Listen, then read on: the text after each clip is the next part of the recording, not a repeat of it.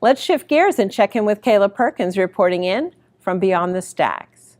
One Book, One Community is in full swing. We have a full schedule of special programming going on across the library system. Programming just like this. If you love medical mysteries, you'll love this event. We're at the main library at Goodwood for a book talk with Kate Moore, the author of the Radium Girls. She's here all the way from London as part of our One Book, One Community celebration of hidden figures. Let's check it out. So my name is Kate Moore and I'm the author of The Radium Girls, the dark story of America's shining women.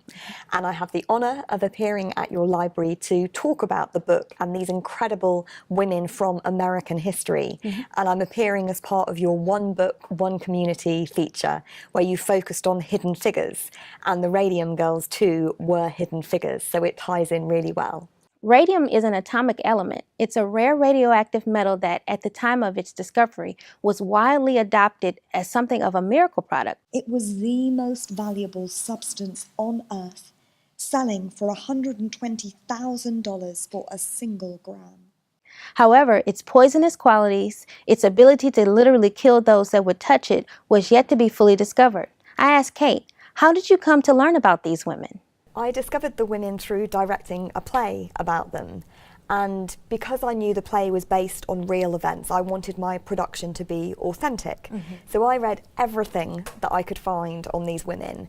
But I was really shocked because there was no book that focused on the girls themselves. There were academic books about their incredible legal legacy because, you know, the landmark case that they embarked on was a groundbreaking fight for workers' rights. So there was a book about that and there was a book about their scientific legacy, but there was nothing about the individual women, and I felt they deserved a book that focused on them and told their stories, and that's why I decided to write the book. Okay. Radium Girls is the incredible true story of the women who worked with this radioactive metal and their struggle to reform workers' rights after they became poisoned by it. These women were just remarkable. I think it's important because of the legacy that they've left us. It led the girls down a path where they became poster girls for workers' rights. It led them down a path where the women changed the world. They changed legislation. They changed science. That seemingly innocent act led them to becoming unwitting, scientific pioneers, the legacy of which we still feel every day of our lives. Theirs was one of the first cases in which an employer was held responsible for the health of their employees. And so it's important to understand those legacy. You know, where do workplace regulations come from? I think it's a warning from history about why those regulations are needed, and you know, companies can't be trusted. You know, we do need all these protections in place.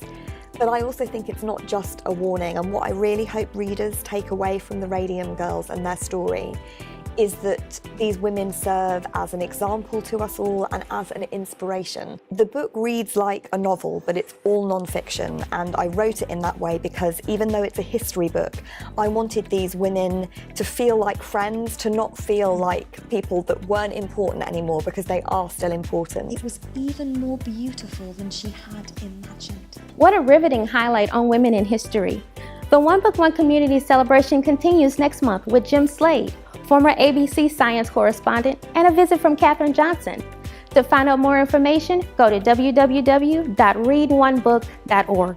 Thanks, Kayla. This fascinating look at a hidden story of our past was part of our One Book, One Community series featuring hidden figures.